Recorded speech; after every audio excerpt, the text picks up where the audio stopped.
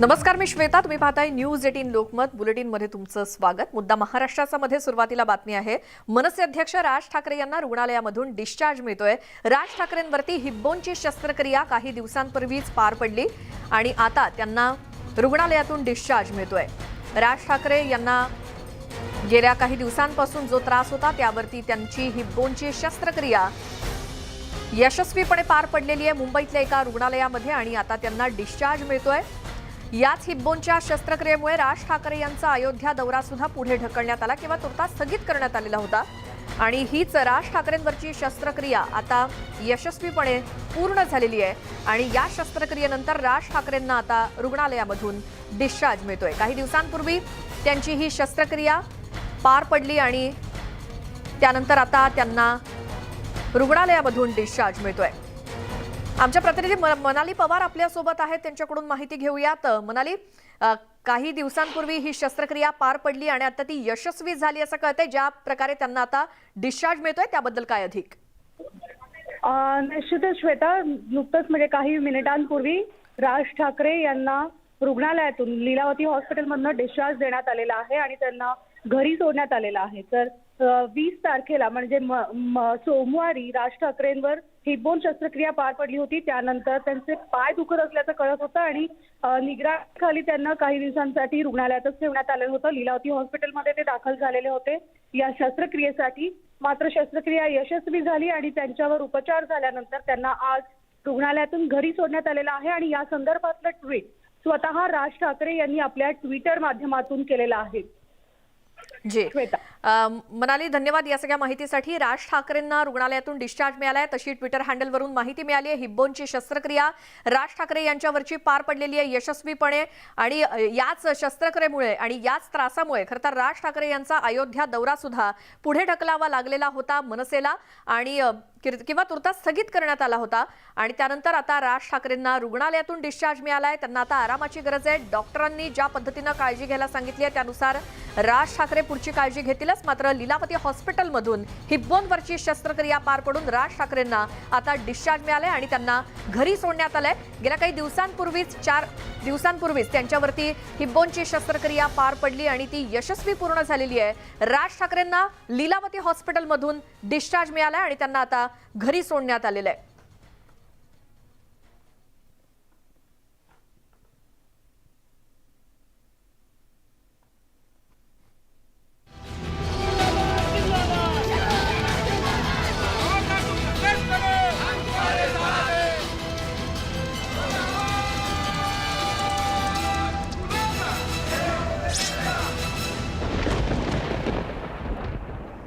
आणि यानंतर आता बातम्या पाहणार आहोत राज्यामध्ये सुरू असलेल्या सत्ता संघर्षासंदर्भातल्या. दीपक केसरकर यांची आज पत्रकार परिषद दुपारी 4 वाजता होणार आहे. राजकीय घडामोडींना वेग आलेला आहे. दीपक केसरकर हे आज पत्रकार परिषद घेणार आहेत आणि आता या पत्रकार परिषदेच्या माध्यमातून नवी काय माहिती समोर येते, सत्ता स्थापन करण्याच्या दृष्टीनं किंवा काय घडामोडी वेगानं घडतायत या संदर्भात काही माहिती आपण घेऊयात.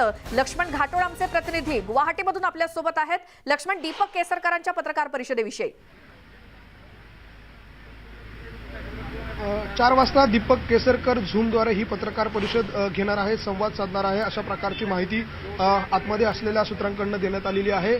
आपण बघतोय की एकनाथ शिंदे गट जो आहे तो आता हळूहळू आक्रमक होताना पाहायला मिळतोय. राज्यामध्ये शिवसैनिकांकडून जे तांडव सुरू झालेलं आहे त्याच्यावरती कदाचित या 4 वाजेच्या पत्रकार परिषदेमध्ये उत्तर दिलं जाऊ शकतं, अशी सगळी परिस्थिती आहे. या ठिकाणी असलेल्या एकनाथ शिंदे गटाच्या सुरक्षेसाठी देखील आता मोठा पोलिसांचा बंदोबस्त तैनात करण्यात आलेला आहे. विशेष म्हणजे गुवाहाटीमध्ये रेडिसन ब्लू हॉटेलमध्ये हे जे आमदार या ठिकाणी थांबलेले आहेत त्यासाठी आसाममधले 2 मंत्री नियुक्त करण्यात आलेले आहेत. त्यांचा खडा पहारा या सगळ्या आमदारांसाठी असतोय. त्याच्यामध्ये दिवसभरासाठी या ठिकाणी सरकारचे मंत्री अशोक सिंगल हे दिवसभरासाठी या ठिकाणी असतात, तर रात्रीसाठी आसामचेच मंत्री पीयूष हजारिका हे या ठिकाणी असतात. अशा प्रकारची सुरक्षा या ठिकाणच्या आमदारांना आहे आणि एकूणच आपण बघतोय की महाराष्ट्रातलं वातावरण हळूहळू तापताना पाहायला मिळते आणि त्यामुळे आता सरकारवरती दबाव निर्माण करण्यासाठी सुरक्षेच्या दृष्टीने मान्य अशा प्रकारचे हे केलं जातं. 4 वाजता एकनाथ शिंदे यांनी देखील आपल्या कार्यकर्त्यांना आणि समर्थकांना ठाण्यातील कार्यालयावरती त्यांच्या निवासस्थानाजवळ जमण्याचं आवाहन केलेलं आहे आणि त्याच वेळेला 4 वाजता दीपक केसरकर हे गुवाहाटीमधून पत्रकार परिषदेद्वारे ऑनलाईनद्वारे संवाद साधणार आहे. कदाचित या पत्रकार परिषदेमधून शिंदे गटाच्या समर्थकांना, शिंदे गटाच्या कार्यकर्त्यांना, शिवसैनिकांना जशाचं तसं उत्तर द्या अशा प्रकारचं आवाहन देखील केलं जाऊ शकतं. त्याचबरोबर राज्यामध्ये जी तोडफोड सुरू झालेली आहे, बंडखोर आमदारांच्या कार्यालयाची तोडफोड केली जाते, या सगळ्याला जबाबदार हे सरकार आहे. म्हणून या सरकारमध्ये, या सरकारच्या विरोधामध्ये राष्ट्रपती राजवट राज्यामध्ये लागू करावी अशा प्रकारची मागणी देखील या पत्रकार परिषदेच्या द्वारे केली जाऊ शकते आणि जशाच तसं उत्तर द्या असं देखील कदाचित सांगितलं जाऊ शकतं. त्यामुळे 4 वाजेनंतर राज्यामध्ये आणखी काही तांडव उभं राहतं का हे देखील बघावं लागणार आहे. कारण गुवाहाटीमधून हे सगळं महाराष्ट्रातलं राजकारण हलतंय आणि बंडखोरांची सगळी समीकरणं जी आहे ती याच हॉटेल रेडिसन ब्ल्यू मधून हलताय. त्यामुळे 4 वाजता दीपक केसरकर नेमकं काय सांगता हे बघणं महत्वाचं असणार आहे. मात्र या सगळ्या परिस्थितीमुळे राज्याचं वातावरण जे आहे ते तापताना पाहायला मिळतंय. बिलकुल लक्ष्मण, सगळ्या माहितीसाठी धन्यवाद. तर आज घडामोडी वेगानं घडतायत गुवाहाटीमधून सुद्धा आणि महाराष्ट्रात सुद्धा. 4 वाजता दीपक केसरकरांची पत्रकार परिषद, तर दुसरीकडे 4 वाजताच एकनाथ शिंदे यांच्या ठाण्यातल्या निवासस्थानाबाहेर सुद्धा शिवसैनिकांना जमायला सांगण्यात आले, तसं आवाहन केलंय. कारण थेट एकनाथ शिंदे त्यांच्याशी संवाद साधणार आहेत. आता काल उद्धव ठाकरे आणि खासदारांची बैठक पार पडली आणि या बैठकीमध्ये शिंदे गटातील लोक देखील शिवसैनिकच आहेत. त्यामुळे जे काही सुरू आहे ते लवकरात लवकर मिटायला हवं असा सूर या खासदारांनी या बैठकीमध्ये आळवला.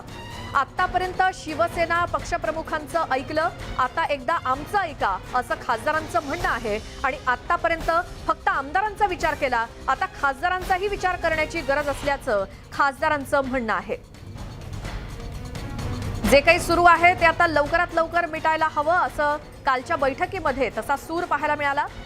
उद्धव ठाकरे आणि खासदार यांची काल जी बैठक झाली आणि या बैठकीमध्ये शिंदे गटातील लोक देखील शिवसैनिकच आहेत.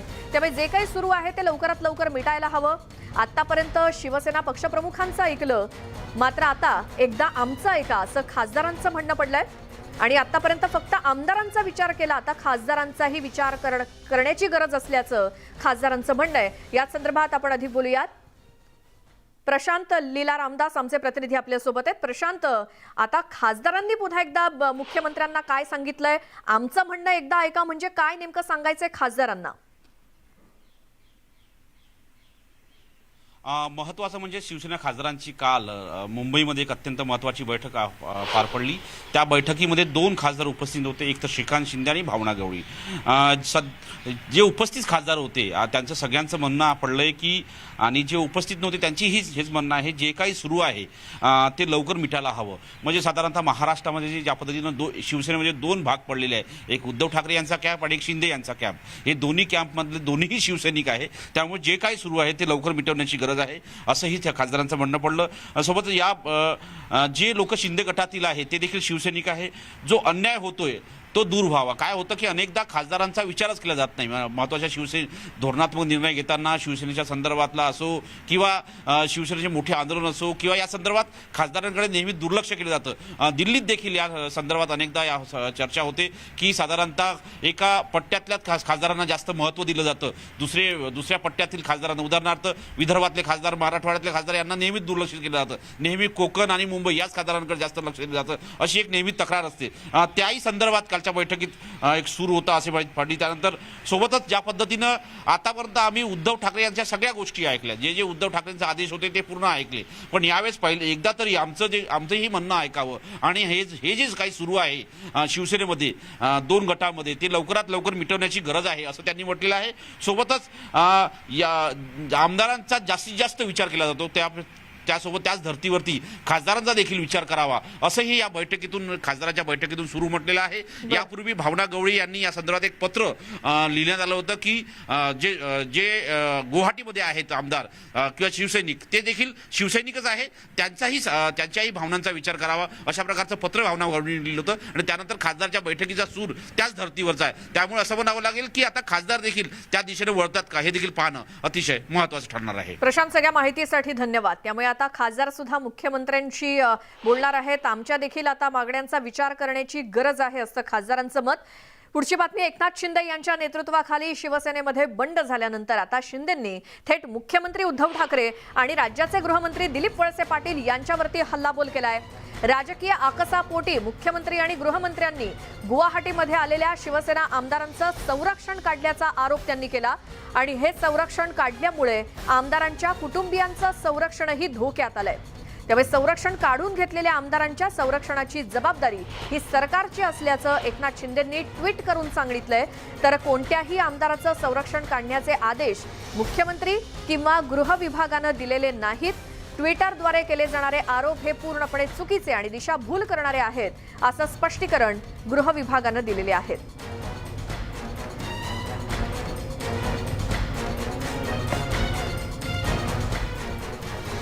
आमदाराला सुरक्षा असते, कुटुंबियांना नाही, अशी प्रतिक्रिया यावरती संजय राऊत यांनी दिली आहे। ऐकूयात। अजिबात नाही, असं कसं काय कोण म्हणू शकतं? त्यांची ते महाराष्ट्राच्या बाहेर आहेत, त्यांनी पलायन केलेलं आहे रुग्णाला पाय लावून। एक लक्षात घ्या, त्यांची सुरक्षा, त्यांच्याबरोबर त्यांनी महाराष्ट्रातून त्यांची सुरक्षा रक्षक नेलेले आहेत। त्यांना जी सुरक्षा आहे ती आमदार म्हणून आहे, त्यांच्या कुटुंबांना सुरक्षा नसते, आमदाराला सुरक्षा असते। महाराष्ट्रात या, आपल्या राज्यात या, असं वणवण का भिकाऱ्यासारखे भटकताय तुम्ही? करू नका। हे या राज्याची इब्रत धुळीला मिळते आहे। तुम्ही शिवसेनेचे आमदार आहात ना, स्वतःला वाघ मानता ना, मग बकरीसारखं बेबे करू नका। शिवसेनेचे वरिष्ठ नेते एकनाथ शिंदे यांच्या बंडानंतर राजकीय घडामोडींना वेग आलाय आणि शिंदेंचा आक्रमक पवित्रा पाहता ठाकरेंनी आवाहनाची भाषा गुंडाळून ठेवत थेट आव्हान दिलंय आणि त्यातच आता शिवसेनेच्या राष्ट्रीय कार्यकारिणीची आज बैठक होते। व्हिडिओ कॉन्फरन्सिंगद्वारे मुख्यमंत्री उद्धव ठाकरे या बैठकीला उपस्थित राहतील। दरम्यान काही दिवसांपूर्वी एकनाथ शिंदे यांची गटनेतेपदावरून हकालपट्टी करण्यात आलेली होती। त्यानंतर आता बंडखोर एकनाथ शिंदे यांच्या पक्षाच्या नेतेपदावरून हकालपट्टी होण्याची देखील शक्यता वर्तवली जाते। त्यामुळे आज होणाऱ्या या बैठकीमध्ये पक्षप्रमुख उद्धव ठाकरे हा निर्णय घेण्याची शक्यता आहे। तसंच पक्षाच्या घटनेत सुद्धा काही बदल केले जाऊ शकतात आणि त्यासाठीच शिवसेनेच्या राष्ट्रीय कार्यकारिणीची आज बैठक।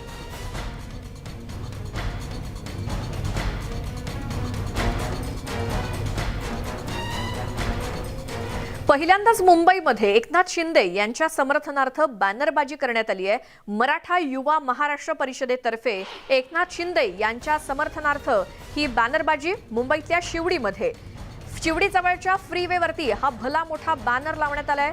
धर्मवीर या चित्रपटातील वाक्यांचा आशय घेऊन जिथे धर्म आहे तिथे विजय निश्चित असा बॅनरवरती मजकूर छापण्यात आलाय। सुस्मिता भदाणे आमच्या प्रतिनिधी आपल्या सोबत आहेत। सुस्मिता, कुठे कुठे हे असे बॅनर लागलेत?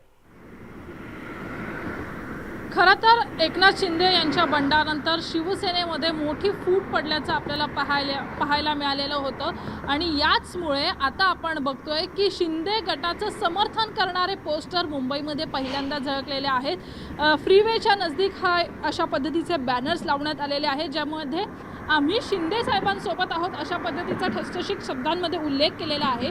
मराठा युवा परिषद महाराष्ट्र राज्य यांच्या वतीने हे पोस्टर्स इथे लागलेले आहेत आणि गेल्या काही दिवसांमध्ये धर्मवीर या चित्रपटानं ज्या पद्धतीने लोकांच्या मनामध्ये एक वातावरण निर्माण केलेलं, त्याच पद्धतीने धर्माचा, हिंदुत्वाचा आशय देणारा मजकूर यामध्ये आपल्याला पाहायला मिळतोय।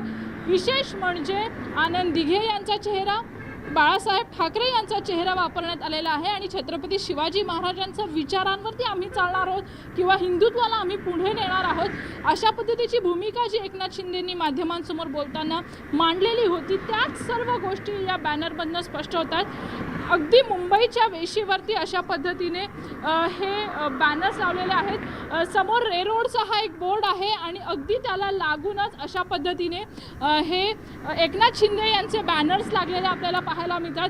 काही ठिकाणी एकनाथ शिंदे यांच्या पोस्टरला काळं फासण्याचं सुद्धा शिवसैनिकांनी कृत्य केल्याचं आपल्याला पाहायला मिळालेलं होतं, परंतु आता थेट समर्थन करणारे गट सुद्धा समोर आलेले आहेत। त्यामुळं आज ज्या पद्धतीचं राजकीय वातावरणामध्ये बदल झालेले आहेत ते बघता खरी शिवसेना कोणाची आणि शिंदे यांचा पाठिंबा जर वाढत असेल तर येत्या काळातील राजकीय जो काही गदारोळ आहे तो अधिक वाढण्याचा सुद्धा शक्यता नाकारता येत नाही। श्वेता, सुस्मिता, धन्यवाद या सगळ्या माहितीसाठी. मुंबईमध्ये प्रथमच एकनाथ शिंदे यांना पाठिंब्याचे बॅनर झळकतायत.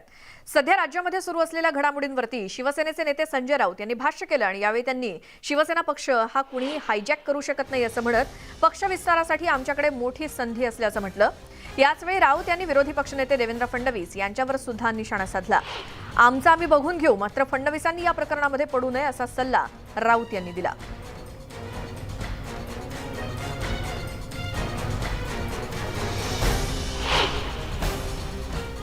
शिवसेना हा एक राजकीय पक्ष हा फक्त पैसे आहेत कोणाकडे बरं का, किंवा कोणीतरी एखादी महाशक्ती म्हणवणारा राष्ट्रीय पक्ष कोणाच्या पाठीशी आहे म्हणून कोणाला अशा पद्धतीनं हायजॅक करता येणार नाही. ही जी शिवसेना आहे ही बाळासाहेब ठाकरेंची आहे आणि बाळासाहेब ठाकरेसुद्धा सांगायचे मी शिवसेना प्रमुख आहे, तो कारण हजारो शिवसैनिक माझ्या मागे आहेत म्हणून मी शिवसेना प्रमुख आहे. आज हे हजारो शिवसैनिक उद्धव ठाकरे यांच्या पाठीशी आहेत. या अशा प्रकारे कोणाला पैशाच्या, दहशतीच्या आणि अफवांच्या बळावर आपल्या पाठी नेता येणार नाही. कोणी कोणाला पाठिंबा दिलेला नाही. ज्या क्षणी हे मुंबईत येतील तेव्हा खेला होबे, तो खेळ सुरू होईल. माझं त्यांना स्पष्ट सांगणं आहे, या झमेल्यात त्यांनी पडू नये. भारतीय जनता पक्षाची उरली सुरली प्रतिष्ठासुद्धा यात ते गमावून बसतील. त्यांचं नेतृत्वाला धक्का बसेल. जे काय आहे ते विरोधी पक्षनेते आहेत. जरी आमचे राजकीय मतभेद असले तरी त्यांच्याविषयी आम्हाला प्रेम आणि आदर आहे. त्यांनी या झमेल्यात पडून स्वतःचं नुकसान आणि स्वतःची प्रतिष्ठा धुळीला मिळवू नये एवढंच माझं त्यांना सांगणं आहे. आमचं आम्ही बघून घेऊ, तुम्ही या भानगडीत पडू नका. शिवसेनेच्या बंडखोर आमदारांना आजपासून नोटीस पाठवली जाणार आहे. शिवसेना 16 बंडखोर आमदारांना अपात्रतेबाबत नोटीस पाठवणार आहे आणि यानंतर बंडखोर आमदारांना 24 तासात आपली बाजू मांडावी लागणार आहे. विधानसभा उपाध्यक्ष आणि सेना नेत्यांच्या बैठकीमध्ये याबाबत चर्चा झाली असल्याची माहिती मिळते.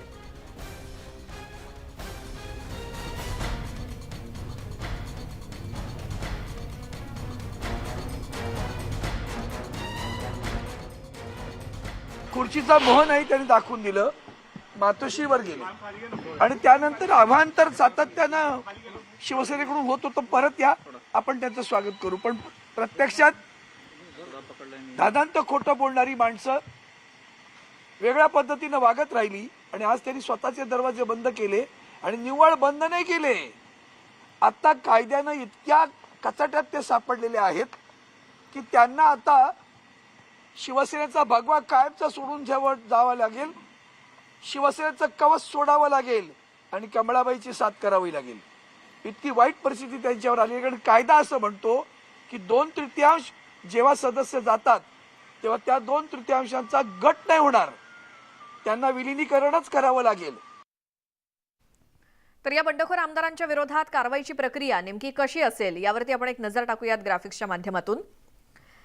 यामध्ये पहिलं पाऊल शिवसेनेकडून बंडखोर आमदारांच्या अपात्रतेबाबत विधानसभा उपाध्यक्षांकडे याचिका दाखल केली जाऊ शकते. यानंतर या याचिकेवर विधानसभा उपाध्यक्ष 12 आमदारांना नोटीस बजावू शकतात. मग आमदारांना नोटीस दिल्यानंतर विधानसभा उपाध्यक्ष त्या आमदारांचं म्हणणं जाणून घेतील. ते आमदार प्रत्यक्ष अथवा ऑनलाईन सुनावणीसाठी उपस्थित राहू शकतात. ऑनलाईन उपस्थितीसाठी नॅशनल इन्फॉर्मॅटिक्स सेंटरकडून दिलेल्या बँडविड्थचाच वापर या आमदारांना करावा लागेल. बँडविड्थची उपलब्धता पाहता दिवसाला केवळ 2 किंवा 4 आमदारांचीच सुनावणी होऊ शकते. ही अर्धन्यायिक प्रक्रिया असल्यामुळे विशिष्ट वेळेची मर्यादा त्याला नाही. मात्र विधान भवनाच्या वतीनं ही सुनावणी लवकर पार पडावी यासाठी प्रयत्न केले जातील. शिवसेनेनं शिंदे गटावरील आमदारांच्या विरोधात कारवाईची तयारी आता केलेली आहे. यावेळची मोठी बातमी, व्हीप नंतर सुद्धा बैठकीला उपस्थित न राहिलेल्या 17 शिवसेना आमदारांना अपात्र करण्याची मागणी शिवसेनेनं केलेली आहे. तसं पत्र शिवसेनेनं दिलेलं आहे. विधिमंडळ कायद्याअंतर्गत ही कारवाई करण्यात येईल. शिवसेनेचे शिंदे समर्थक आमदार सध्या गुवाहाटीमध्ये आहेत, पण त्यांना बहुमत सिद्ध करण्यासाठी मुंबईमध्ये विधानसभेतच यावं लागणार आहे आणि त्यावेळी शिंदे यांना रोखण्याचा महाविकास आघाडी सरकारचा प्लॅन आहे.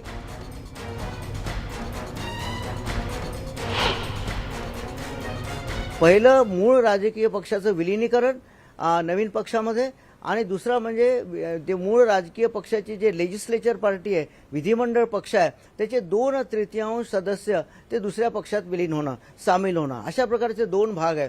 आणि मूळ राजकीय पक्षाचं विलिनीकरण हा जो कन्सेप्ट आहे, याच्यामध्ये माझ्या मते जिल्हा पातळीवर, तालुका पातळीवर, ग्राम पातळीवर, राज्य पातळीवर, नॅशनल पातळीवर पक्षामध्ये फूट पडली पाहिजे. आणि याचं उदाहरण बेस्ट देता येईल की 1969ला काँग्रेसमध्ये जी फूट पडली, इंडिकेट सिंडिकेट अशी जी फूट पडली त्यासारखं, किंवा काँग्रेस आणि राष्ट्रवादी काँग्रेसमध्ये 1999ला फूट पडली, ह्या संपूर्ण पातळीवर ही फूट पडली पाहिजे असा त्या फुटीचा अर्थ आहे, किंवा ते विलिनीकरणाचा अर्थ आहे. म्हणजे मूळ राजकीय पक्षच विलीन झाला पाहिजे नवीन राजकीय पक्षामध्ये. त्यांना अपात्र ठरवणं किंवा त्यांना काय पक्षशिस्तीप्रमाणे, पक्षाच्या घटनेप्रमाणे कारवाई करणं वगैरे ही त्यांच्या पक्षांतर्गत बाब आहे. त्यांनी पत्र पाठवलंय, त्याचा पक्षाचा जर भंग झाला असेल, पत्राचा भंग झाला असेल, तर ते पक्षाच्या पातळीवर त्यांच्यावर कारवाई करू शकते. ही त्यांची पक्षांतर्गत आणि पक्षाच्या घटनेप्रमाणे बाब आहे, तर ते कारवाई करू शकतात शिवसेना, कारण ते सध्या मूळ शिवसेनेचा पक्षाचे सदस्य आहे. त्यामुळे कदाचित त्यांच्यावर पक्षाने जो व्हीप जो बजावला आहे, सुनील प्रभू, मला वाटते आता ते नवीन व्हीप आहे आणि त्यांनी तो व्हीप बजावला आहे त्यांच्यावर. सध्या तरी त्यांनी काही पक्ष सोडलेला आहे असं कुठे म्हणजे असं दिसत नाही कुठे कागदोपत्री की त्यांनी पक्ष सोडून काही नवीन गट स्थापन केला आहे, किंवा त्यांना मान्यता घेतलेली आहे, गटाला कमिशनची मान्यता घेतली आहे किंवा स्पीकरांची मान्यता घेतली आहे, असं कुठे दिसत नाही सकृतदर्शनी. त्यामुळे आता मला असं वाटतं की कागदोपत्री तर ते मूळ शिवसेनेचे सदस्य आहे असं दिसतंय. ते मूळ राजकीय पक्षाचं विलिनीकरण नवीन पक्षामध्ये, आणि दुसरा म्हणजे ते मूळ राजकीय पक्षाची जे लेजिस्लेचर पार्टी आहे, विधिमंडळ पक्ष आहे, त्याचे 2/3 सदस्य ते दुसऱ्या पक्षात विलीन होणं, सामील होणं, अशा प्रकारचे 2 भाग आहे. आणि मूळ राजकीय पक्षाचं विलिनीकरण हा जो कन्सेप्ट आहे, याच्यामध्ये माझ्या मते जिल्हा पातळीवर, तालुका पातळीवर, ग्राम पातळीवर, राज्य पातळीवर, नॅशनल पातळीवर पक्षामध्ये फूट पडली पाहिजे. आणि याचं उदाहरण बेस्ट देता येईल की 1969ला काँग्रेसमध्ये जी फूट पडली, इंडिकेट सिंडिकेट अशी जी फूट पडली त्यासारखं, किंवा काँग्रेस आणि राष्ट्रवादी काँग्रेसमध्ये 1999ला फूट पडली, ह्या संपूर्ण पातळीवर ही फूट पडली पाहिजे असा त्या फुटीचा अर्थ आहे, किंवा ते विलिनीकरणाचा अर्थ आहे. म्हणजे मूळ राजकीय पक्षच विलीन झाला पाहिजे नवीन राजकीय पक्षामध्ये. नाही, त्यांना आता मान्यता मिळवण्यासाठी इलेक्शन कमिशनकडे जावं लागेल आणि त्यांना ही फूट सिद्ध करून वगैरे म्हणजे चिन्ह वगैरे क्लेम करावं लागेल. ही फार मोठी प्रक्रिया आहे, इतक्या सहजपणे होणार नाही. त्याच्यात इलेक्ट्रॉल रजिस्ट्रेशन सिम्बॉल रूल्स आहेत 1968चे, त्या रूलच्या प्रमाणे कारवाई वगैरे करावी लागेल त्यांना. मातोश्रीवरून गद्दारांना धडे शिकवण्याचे आदेश मिळताच पुण्यातले शिवसैनिक आक्रमक झालेत. आज सकाळीच आमदार तानाजी सावंत यांचं धनकवडीतलं कार्यालय फोडण्यात आलं. तिथे कार्यालयामध्ये घुसून शिवसैनिकांनी तोडफोड केली आणि त्यानंतर शिवसैनिकांनी सदाशिव पेठेतल्या एकनाथ शिंदे यांच्या वैद्यकीय मदत कक्षाकडे मोर्चा वळवला आणि तिथे देखील शिवसैनिकांनी बोर्डावरील एकनाथ शिंदे, श्रीकांत शिंदे आणि त्यांचा कक्षप्रमुख मंगेश चिवटे यांचे फोटो उखडून फेकून दिले आणि त्यांच्या फोटोंना काळं देखील फासलं. तर शिंदे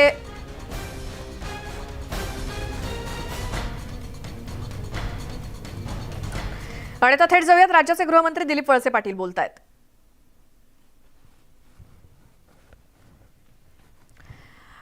सध्या राजकीय घडामोडी ज्या घडतायत त्यामध्ये आता शिंदे गटानं आरोप केलाय की आमदारांची सुरक्षा व्यवस्था काढून घेण्यात आली आणि त्यावरती त्यांनी एक ट्विट करून मुख्यमंत्री उद्धव ठाकरे आणि दिलीप वळसे पाटील यांच्यावरती टीका केलेली होती. या संदर्भात आता गृहमंत्री काय म्हणतात हे आपल्याला पाहावं लागेल. आमदारांसोबत कुटुंबियांची देखील सुरक्षा काढून घेतली असा आरोप करण्यात आलाय. यावरती आता गृह विभागाचं काय स्पष्टीकरण पाहूयात.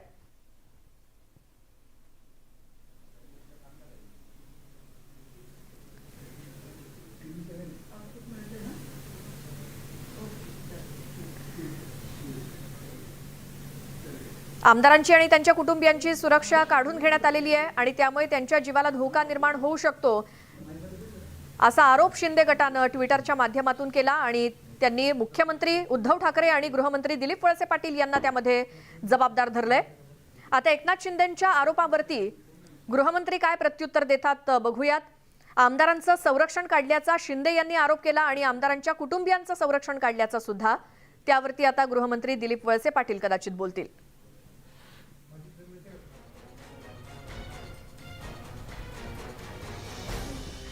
यावरती खरं तर ट्विट करून गृहमंत्री दिलीप वळसे पाटील यांनी हे सगळे आरोप खोटे असल्याचं सांगितलं होतं आणि आता स्वतः प्रत्यक्ष दिलीप वळसे पाटील बोलतायत. आपल्या ट्विटमधून तर त्यांनी हे आरोप खोडून काढलेच एकनाथ शिंदे गटाचे. मात्र आता स्वतः प्रत्यक्ष गृहमंत्री त्यावरती काय बोलतात आपण काही क्षणात ऐकणार आहोतच. बंडखोर आमदार जे सध्या गुवाहाटीमध्ये आहेत, विधानसभा सदस्य किंवा विधान परिषद सदस्य किंवा खासदार किंवा संबंधित जे कोणी लोक आहेत त्यांना जी सुरक्षा दिली जाते ती सुरक्षा स्थानिक पातळीवर असते. जोपर्यंत त्यांना कॅटेगराईज केलं जात नाही, जे कॅटेगराईज ज्यांना केलं जातं त्यांना त्या राज्यातली तिथली सुरक्षा मिळते. परंतु ज्या वेळेला त्यांना कॅटेगराईज केलं जात नाही तेव्हा जिल्ह्यापुरती किंवा राज्यापुरती ती सुरक्षा असते. आणि याबाबत जो आरोप केला गेलेला आहे तर कोणाची सुरक्षा काढण्याच्या संदर्भातले कुठलेही आदेश गृह विभागाकडून देण्यात आलेले नाहीत. उलट या सर्व आमदारांच्या कुटुंबियांना संरक्षण देण्याच्या संदर्भामध्ये आदेश राज्याच्या पोलीस प्रमुखांना दिलेले आहेत. नाही, असं आहे की हे अतिशय स्पष्ट आहे नियमाप्रमाणे जे आहे. समजा काही विधानसभा सदस्य इथे नसतील तर ते त्यांची सिक्युरिटीचे लोक आहे त्यांच्या घरी जाऊन बसणार नाही, ते ऑफिसला जाऊन दुसरं काम करतील. त्यामुळे जाणीवपूर्वक कोणी काही करत नाही, याच्यात राजकारणाचा भाग नाही. शेवटी राज्यामध्ये कायदा आणि सुव्यवस्था राखणं ही आमची जबाबदारी आहे. सर, राज्यात या सगळ्या बंडखोरीनंतर ठिकठिकाणी आंदोलनं सुरू झालेली आहेत. आज पुण्यात सुद्धा तानाजी सावंत यांच्या कार्यालयावरती तोडफोड झालेली आहे. या सगळ्या पार्श्वभूमीवर काय आपण आदेश दिले? नाही, या सर्व पार्श्वभूमीवर पोलीस दल पूर्णपणाने अलर्ट आहे आणि आम्ही परिस्थितीवर लक्ष ठेवून आहोत. तर कुठे कायदा सुव्यवस्थेची परिस्थिती निर्माण होणार नाही याची खबरदारी घेतली जाईल का? असाच आमचा प्रयत्न राहणार. सर, एक वेगळी टीका होत होती की इंटेलिजन्सचा फेल्युअर झाला, याबद्दल काय म्हणणार की असं काही आहे? त्या विषयावर मी आता काही बोलू इच्छित नाही. तो विषय संपलेला आहे. सर, या सगळ्या पार्श्वभूमीवरती खासदार नवनीत राणा यांनी मागणी केलेली आहे की राष्ट्रपती राजवट लागू करावी. या पद्धतीने राज्यातली परिस्थिती आहे. नहीं, मैं या प्रश्न बोलू इच्छित नहीं. सर, हिंदी में आपसे जानना चाहेंगे कि जो ट्विटर पर एकनाथ शिंदे जी ने आरोप लगाया कि विधायकों की सुरक्षा निकाल दी गई है और उनके परिवार को यहाँ थ्रेट है, मुख्यमंत्री और गृह विभाग ने ये कार्रवाई की है, इस पर आपकी क्या प्रतिक्रिया? ऐसे है कि कोई भी एमएलए या विधायक जो है इनकी किसी की भी सुरक्षा निकाली नहीं गई है. ऐसे कोई आदेश होम डिपार्टमेंट ने दिए नहीं है, ताकि होम डिपार्टमेंट ने ये निर्णय लिया है कि ये सारी परिस्थिति ध्यान में रखते हुए जो एमएलएज हैं उनके फैमिली को सुरक्षित रखने के लिए उनके घर को भी सिक्योरिटी दी जाए.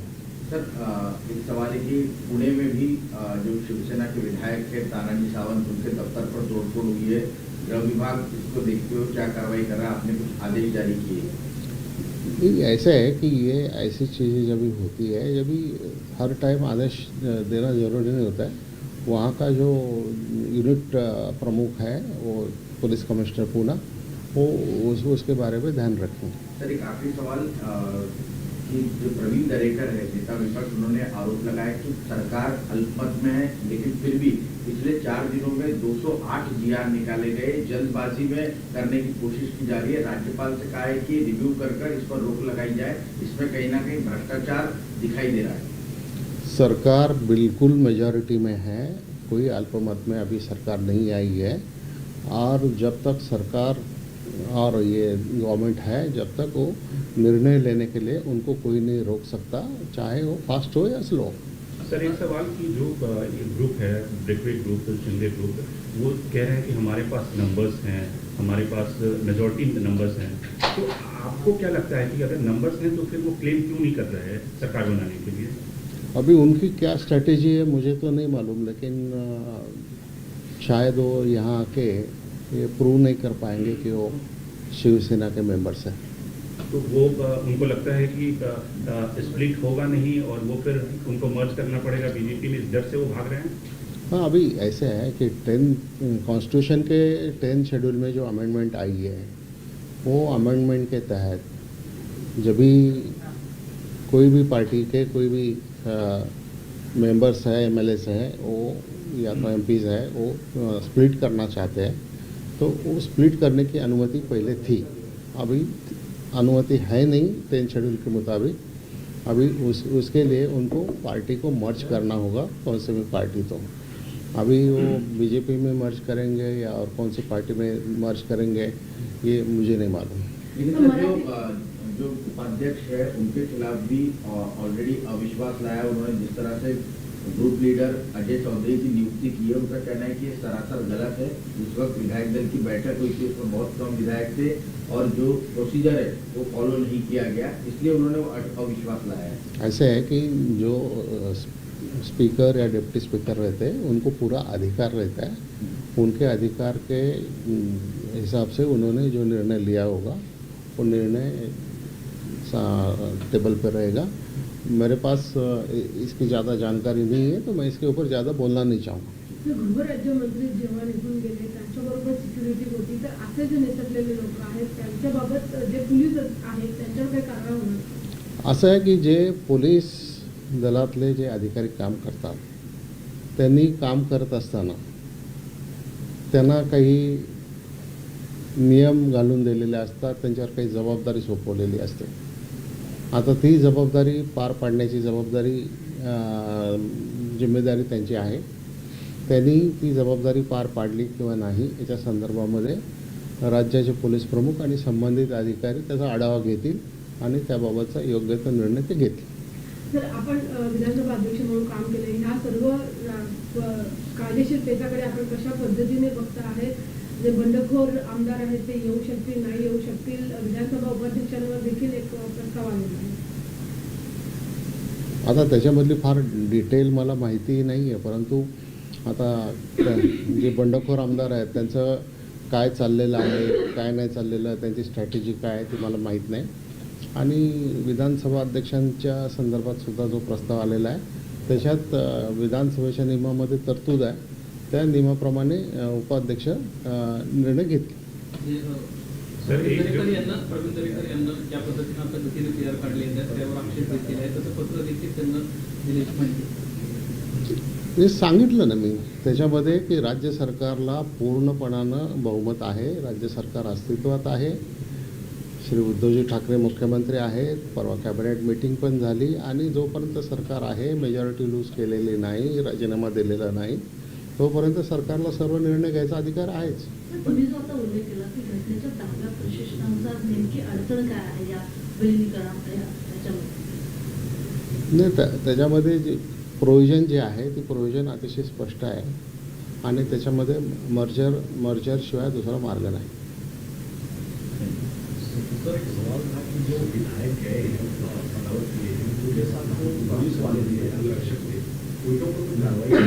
I already answered this question. Sir, एक जो कई सारे क्वार्टर से ये लोग एलिगेशन लगाते हैं कि एनसीपी के पास होम पोर्टफोलियो था और इंटेलिजेंस नहीं मिला, इतने सारे एमएलए चले गए क्रॉस करके, तो आपको लगता है कि इसमें कोई फेलियर था या रिपोर्ट थी जो सही समय पे नहीं पहुंच पाई? मुझे ऐसा कुछ लगता नहीं है, इसके बारे में इंफॉर्मेशन थी, लेकिन ये ऐसे रिवोल्ट करेंगे ऐसे इसकी ये नहीं थी। तो वो अपने सब मिलकर थाना में मिलकर वो लोग चले गए और ये इंफॉर्मेशन गवर्नमेंट के पास थी। चलो, धन्यवाद। Thank you.